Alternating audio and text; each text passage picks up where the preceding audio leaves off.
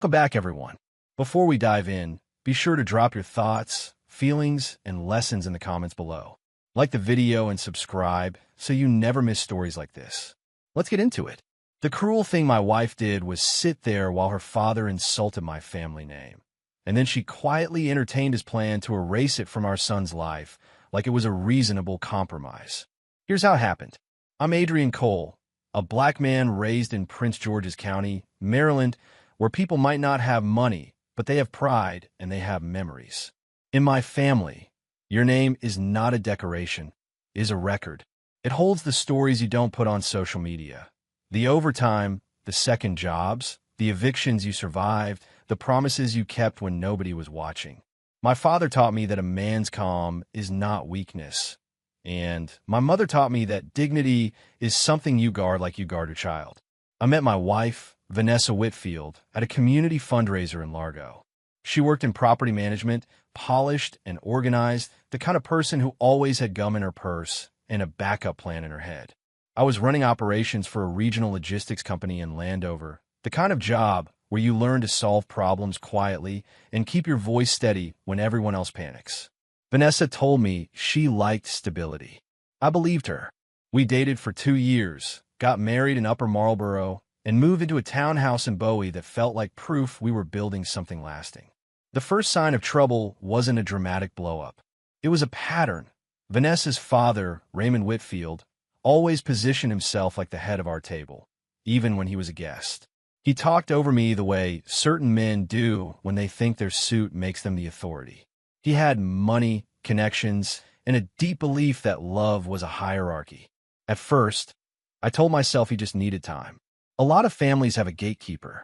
I thought if I stayed respectful, he would eventually relax and see that I wasn't trying to take anything from them. Raymond didn't relax. He escalated, but in small ways that were easy for Vanessa to dismiss. He would forget my name and call me Aaron or Andre and then smile like it was a joke. He would ask what I did for work, then stare blankly when I answered like operations meant nothing unless it came with a fancy title. He'd mention his friends who were attorneys and developers, then look at me like I was a contractor he hadn't paid yet. Vanessa would squeeze my hand under the table, but she never corrected him out loud. The real issue wasn't Raymond alone. It was Vanessa's relationship with his approval. When Raymond spoke, Vanessa became smaller, softer, eager. She was a grown woman who handled tenants, budgets, deadlines. But around her father, she moved like she was still 12, still auditioning for praise. I understood loyalty. I respected my family. But I didn't respect a marriage where my role was to absorb disrespect so someone else could keep peace. I tried to talk to Vanessa about it one night after a dinner in Bowie, where her father had made another joke at my expense. She told me I was reading too much into it. Then we had our son, Jordan, and something in Raymond sharpened. It was like the baby wasn't just a child. It was a legacy vehicle Raymond wanted to drive. Jordan had my eyes and Vanessa's smile. He was quiet, observant, the kind of kid who watched adults before he spoke. The first time Raymond held him, he didn't say, "He's beautiful," or "He's healthy." He said, "He's a Whitfield if you raise him right." I laughed politely because I didn't want to start a fight over a comment. But I felt it like a hand closing around something that wasn't his. Over the next year, Raymond's visits became inspections. He walked through our living room like he was evaluating the furniture. He asked where Jordan would go to school, what neighborhood we would eventually move into, whether we planned to upgrade our life. Vanessa would light up, promising him things we hadn't agreed on. When I'd challenge it later, privately, she'd say, "He's just talking," or "It's not that serious." But it always became serious when Raymond wanted something. And the moment I pushed back, Vanessa acted like I was the one causing drama. The Sunday everything broke happened at a house in Bowie that was full of food and people and 4 smiles. Vanessa invited her parents for dinner, plus her aunt and 2 cousins. I made ribs, mac and cheese, greens, cornbread, the kind of meal my mother taught me to cook because hospitality is how we show love. Jordan was at the table with crayons, drawing cars. Vanessa wore a soft yellow dress, moving around the kitchen like she wanted the night to go perfectly. Raymond came in loud, kissing Vanessa's cheek, calling Jordan my boy, then shaking my hand like he was doing me a favor. At first, it was normal conversation, work, traffic, school zones. Then Raymond's tone shifted, casual like he was discussing weather. He asked, "So what last name are you putting on Jordan's school documents?" "Cole." He said my last name slowly, like it was unfamiliar. I told him yes. "Cole. Same as mine." Raymond leaned back in his chair and smiled at the ceiling, like he was waiting for laughter. "That name doesn't open doors," he said. "It doesn't mean anything in the rooms that matter. Vanessa married down, but we can still save the child." The room didn't go silent in a dramatic way. It went quiet in the way people get when they don't want to pick a side. Vanessa's aunt stared at her plate. One cousin pulled out her phone and pretended to scroll. Jordan looked up at me, confused by the tension. I felt heat rise behind my eyes, but I kept my face still. I said, "My name is not a problem to solve." Raymond waved his hand like I was interrupting him. "I'm just being honest," he said. "Whitfield is a name with weight." Then he turned to Vanessa and said, "We can fix this before it becomes permanent." I waited for Vanessa. I waited for her to say, "That's my husband," or "Stop talking about him like that." Instead, she did the one thing that broke my trust clean in half. She sighed, like I was the difficult one, and said, "Dad, not tonight. Not don't say that. Not apologize. Just not tonight." As if the insult was acceptable, only poorly timed. Raymond smirked. That smirk told me everything. He knew she wouldn't choose me in front of him. He knew he could say anything and still be protected. After they left, I stood in the kitchen staring at a counter full of plates and crumbs, feeling like my home had been invaded and my wife had held the door. Vanessa came behind me and wrapped her arms around my waist like she could solve it with softness. I stepped away. She asked why I was taking it so personally. I told her it was personal because it was my family name. She said he's old school. He wants what's best for Jordan. I asked her what was best about humiliating the man raising Jordan. Vanessa's eyes hardened. "You always have to make things a battle," she said. That sentence sat in my chest like a stone. For weeks after, Raymond acted like nothing happened. He sent Vanessa listings for homes in nicer areas. He sent her articles about legacy and family branding. He started referring to Jordan as Little Whitfield in text messages. Vanessa didn't correct him. One night, I looked over her shoulder and saw her typing back, laughing at something he wrote. I asked her why she was playing along. She snapped, "Stop policing my relationship with my father."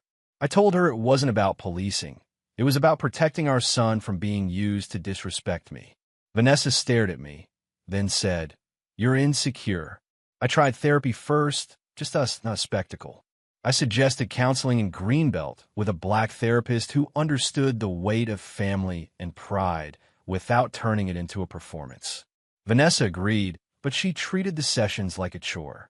When the therapist asked her why she didn't defend me, Vanessa said, "I just don't like conflict." The therapist asked, gently, "Is avoiding conflict worth sacrificing your husband's dignity?"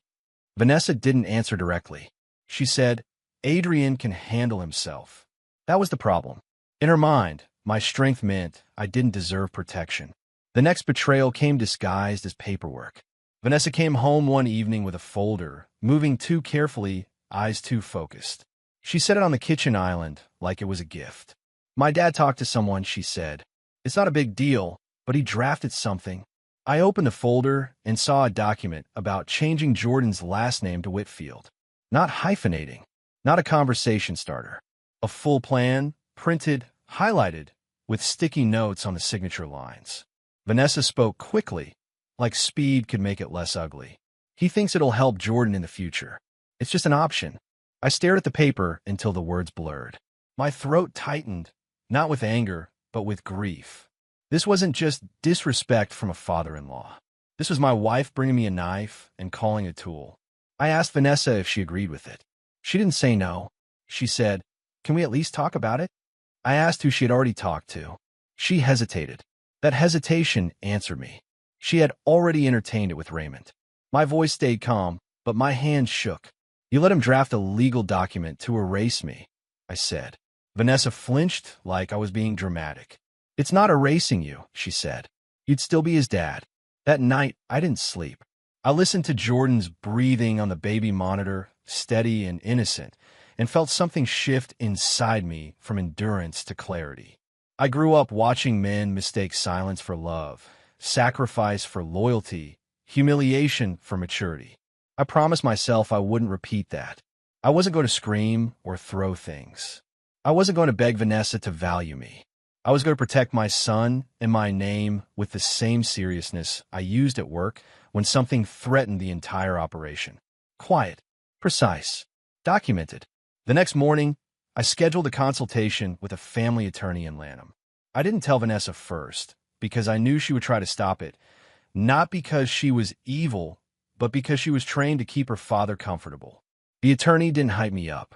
She asked facts. What was said, what was written, whether there were texts. I showed her screenshots of Raymond calling Jordan Little Whitfield, the draft document, Vanessa's messages where she didn't reject the idea, just tried to smooth it. The attorney nodded and said, "You're not overreacting. You're preventing a bigger problem." When I left that office, I sat in my car for 10 minutes and breathed until my hands steadied. I didn't feel triumphant. I felt sad that I had to defend my basic dignity inside my own marriage. But sadness didn't mean weakness. It meant I still cared. That afternoon, I did what I always did when a situation required control. I reduced it to a clean boundary, written clearly, with no insults, no profanity, no emotional rambling, nothing that could be twisted. One message, calm, final. I sent it to Raymond, and I copied Vanessa. "Mr. Whitfield, I am documenting that you have attempted to interfere with my child's legal identity and have repeatedly made statements about erasing my family name. Any further contact about changing my son's name will go through my attorney. Effective immediately, you are no longer authorized to represent my household in any financial or legal discussion. Confirm you understand." I read it twice before sending it. My finger hovered. Then I pressed send and put my phone down like setting down a heavy tool. Raymond read it quickly. He didn't reply. Vanessa stared at my phone like I had committed a crime. "Why would you bring lawyers into this?" she asked. "Because your father brought legal documents into my kitchen," I said. Vanessa's face tightened. "You're trying to embarrass him," she said. That word, embarrass, made me almost laugh because it revealed what mattered to her. Not what he did, not what I felt. His pride, his image. I told Vanessa I wasn't responsible for protecting a man who refused to respect me. That night, Vanessa slept facing the other direction. I lay awake, thinking about Jordan's future, school forms, doctor visits, the moments when his identity would be written down by other people. I thought about my father, who had passed away before he could. Hold Jordan, and how he would have looked at me if I allowed my son's name to be traded like a business deal. I thought about my mother, still in Prince George's County, who kept family records in a shoebox like they were sacred. I decided something else, too. If Vanessa kept choosing Raymond, I would choose Jordan and myself.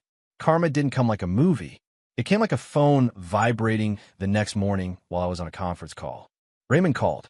I muted my mic and answered. His voice was sharp, trying to sound in control. "What did you do?" he demanded. I asked what he meant. He said, "My lender is asking questions. People are acting weird. Fix it." His assumption was automatic. If something went wrong for him, it must be because someone smaller dared to move. I kept my tone even. "I didn't do anything," I said. I set a boundary. Raymond breathed hard through his nose. "Don't play games," he said. "I know you made a call." I didn't correct his misunderstanding immediately. I let him sit in it because he needed to learn something. Boundaries are not sabotage. "Your financial problems are not my responsibility," I said. "But my child's identity is." Raymond lowered his voice like he was negotiating. "Adrian, listen," he said. "We're family. We can handle this privately." I almost told him, "We were family when you insulted my name, too." Instead, I said, "If you contact Vanessa again about Jordan's last name, my attorney will respond." Raymond went quiet. Then he asked, "Who's your attorney?" That was the first time I heard uncertainty in him. What happened on Raymond's side was simple and realistic. When someone receives a legal notice, especially one involving interference with a child's legal identity, institutions become cautious.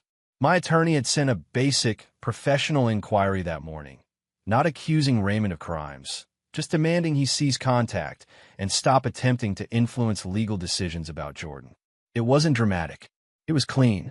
And because Raymond was in the middle of trying to close a property deal in Washington, D.C., anything that looked like potential liability made people slow down. Lenders don't care about arrogance. They care about risk. Raymond couldn't bully risk into disappearing. Raymond called Vanessa next, and I heard about it because she stormed into the kitchen with her phone in her hand like it was a weapon. "My dad said you're trying to ruin him," she said. I looked at her and said, "Your father's reacting to being told no." Vanessa paced, breath quick. "You could have just talked to him," she said. I pointed at the folder he had sent. "He skipped talking," I said. "He went straight to paperwork." Vanessa's eyes flashed. "He was trying to help," she insisted. I asked, "Help who?" She didn't answer. She slammed her phone down and said, "You're making me choose." "No," I said quietly.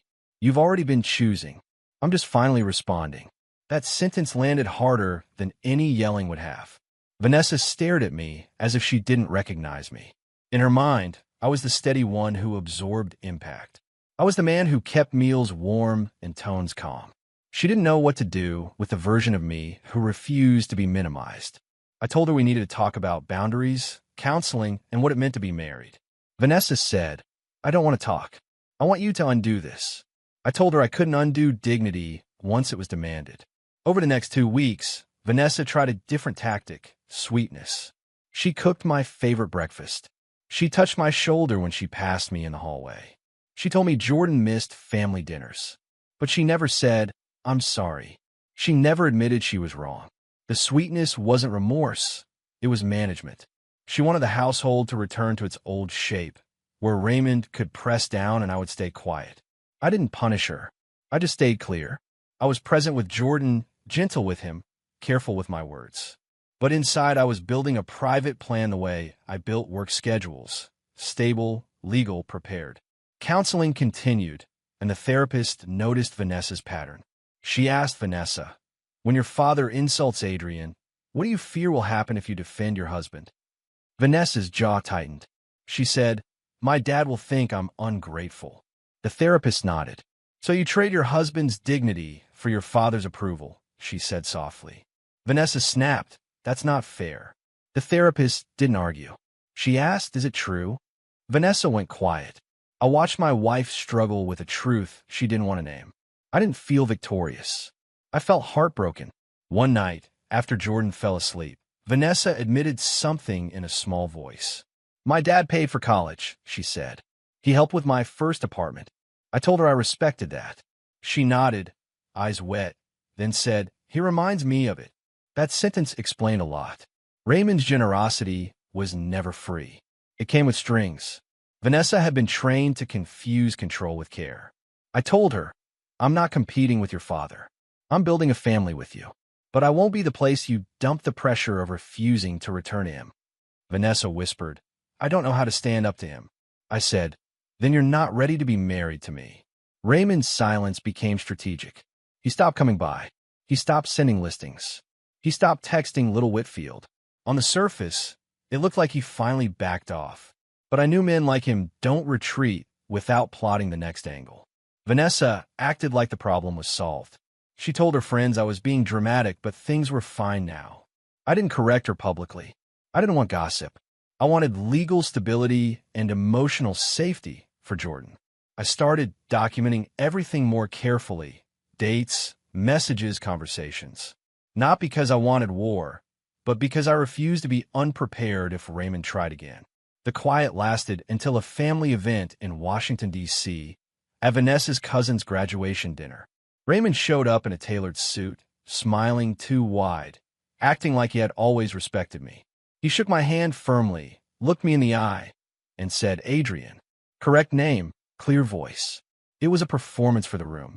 Vanessa exhaled with relief, like the tension was gone.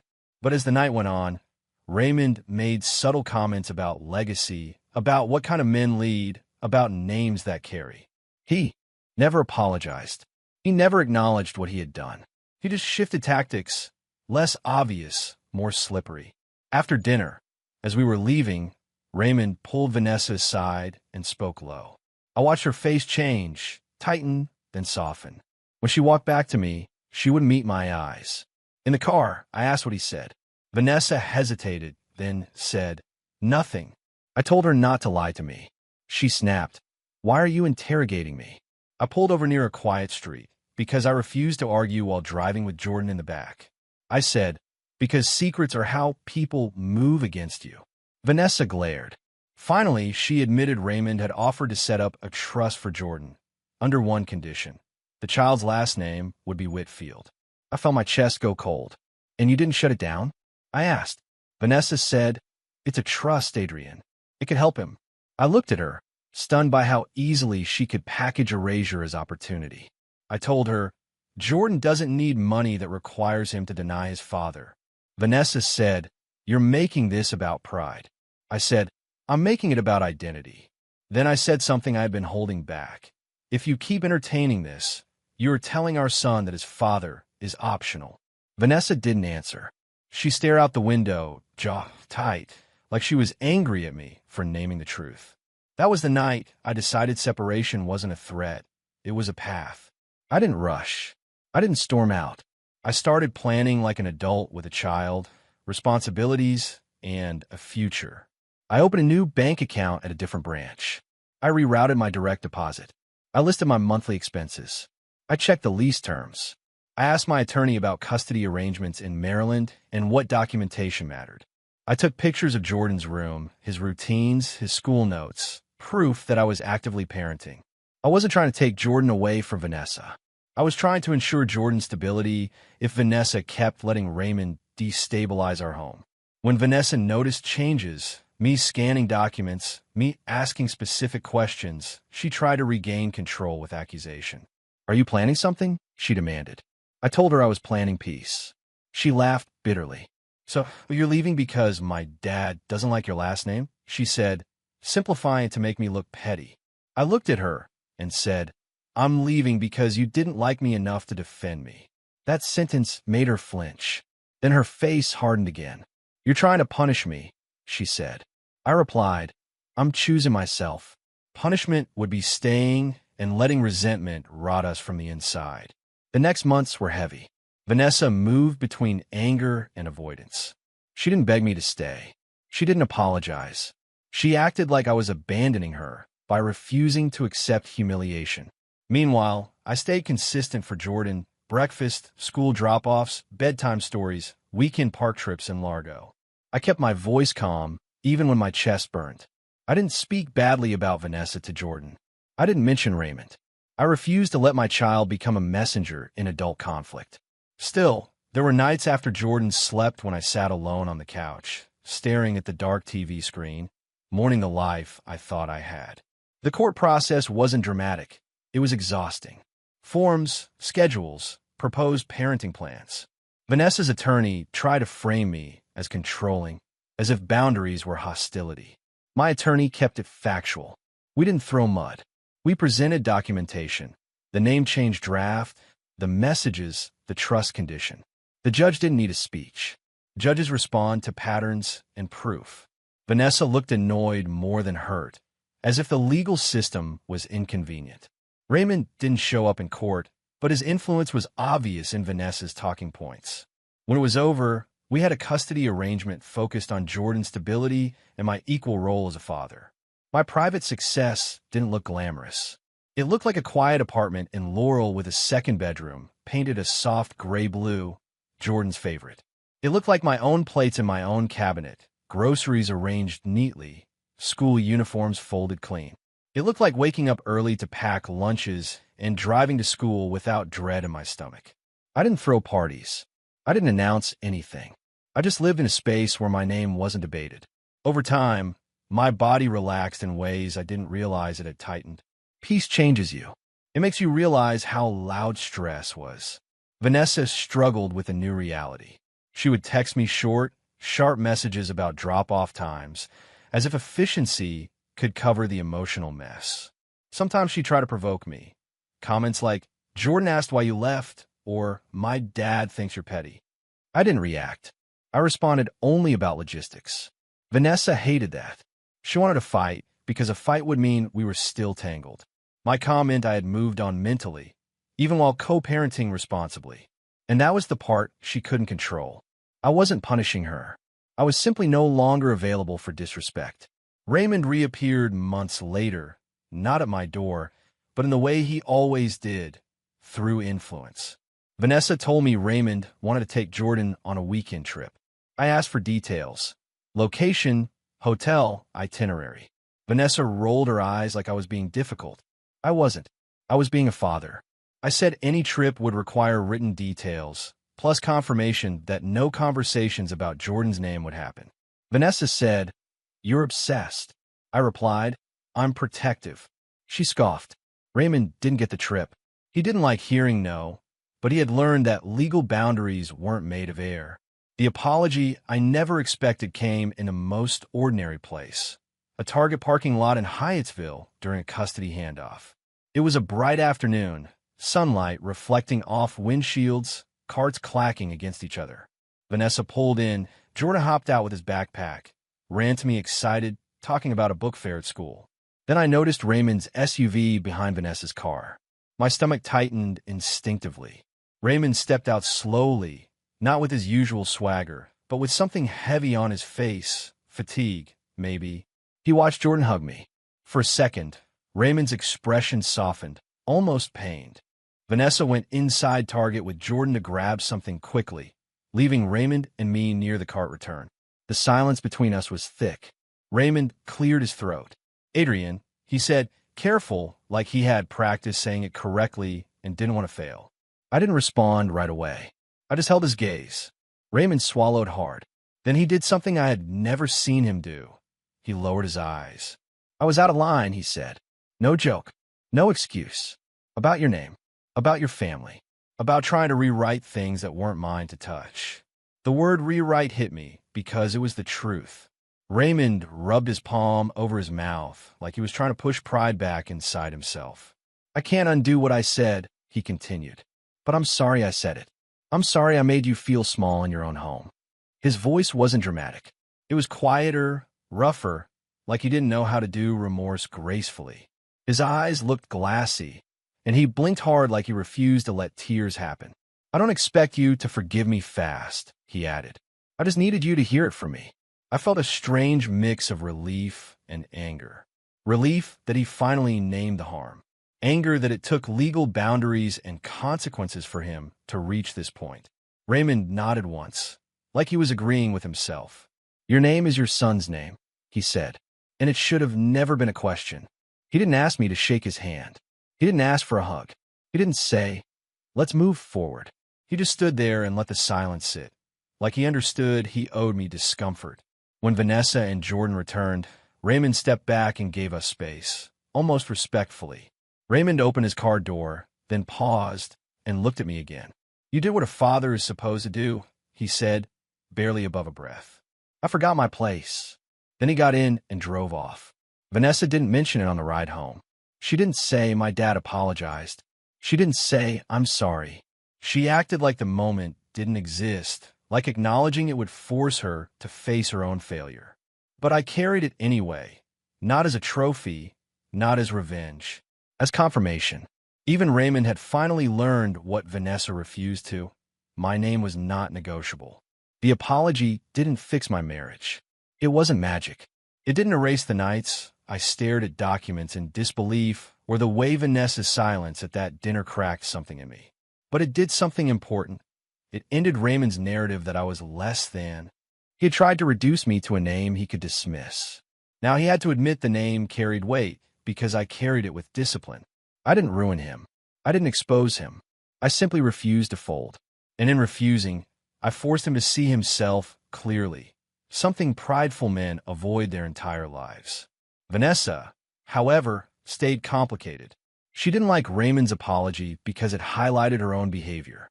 She began to act colder, more transactional, as if the end of the marriage meant she could finally stop pretending to respect my boundaries. She pushed back on small things, school choices, schedule flexibility, testing how far she could go. I stayed consistent. I followed the parenting plan. I showed up early. I kept records. I kept my voice calm. The more stable I became, the more Vanessa seemed irritated by it, like my peace was an accusation. But I refused to carry guilt for choosing dignity over comfort. Over time, I noticed something in Jordan too.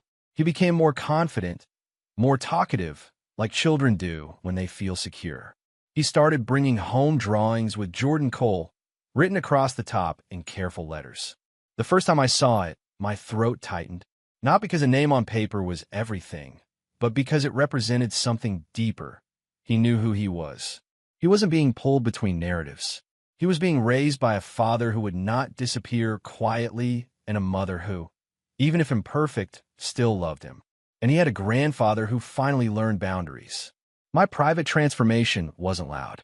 It looked like promotions earned through competence, not through politics.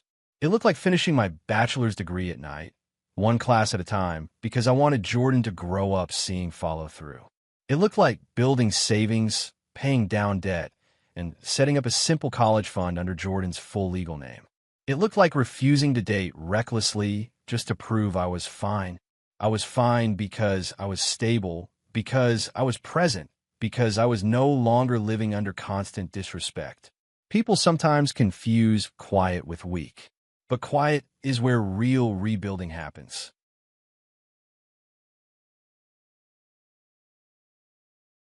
There were still hard moments. Holidays were split. School events required polite distance between Vanessa and me. Sometimes I'd catch Vanessa watching me interact with Jordan, and her eyes would flicker with something, regret, maybe, or just awareness of what she lost. But she never said it. She never owned it. I stopped needing her to. Part of growing is accepting that some people will never give you the closure you earned. They will only give you evidence. Vanessa had given me enough evidence to build a new life without her. I wasn't bitter. I was realistic. Raymond kept his apology private. He didn't call a family meeting. He didn't announce that he was wrong. He didn't try to turn it into a performance.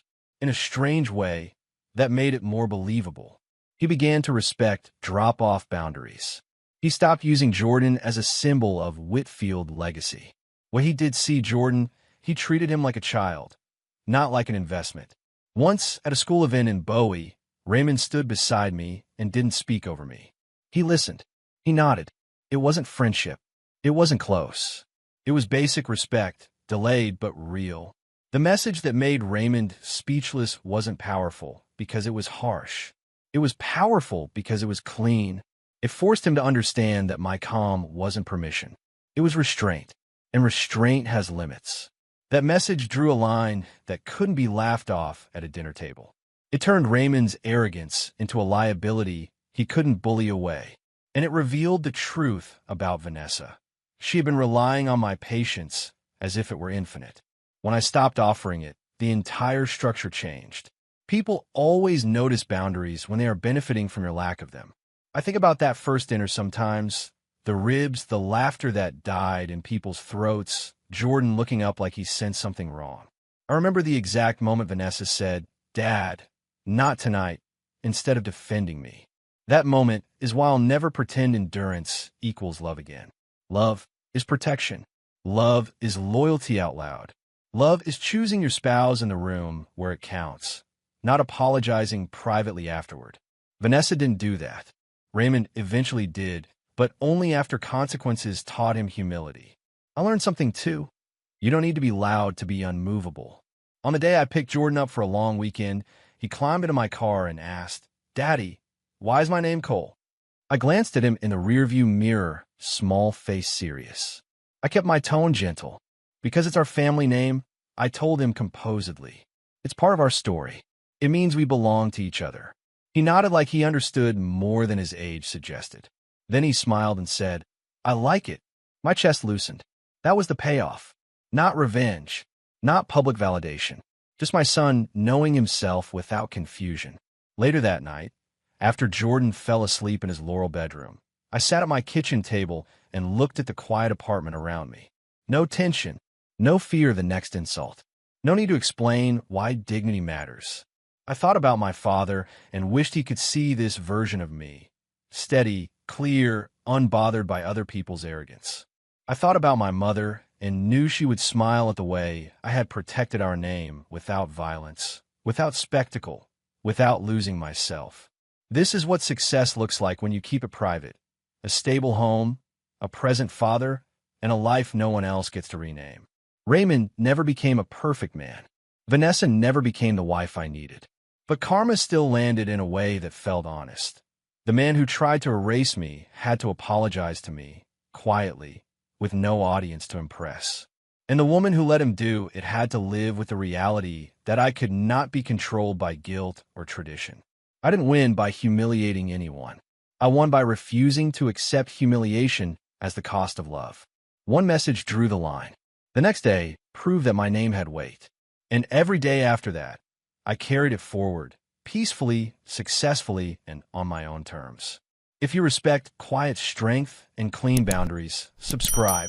These stories are for people who move smart, not loud. And share this with a father who's building stability without begging for respect. The end.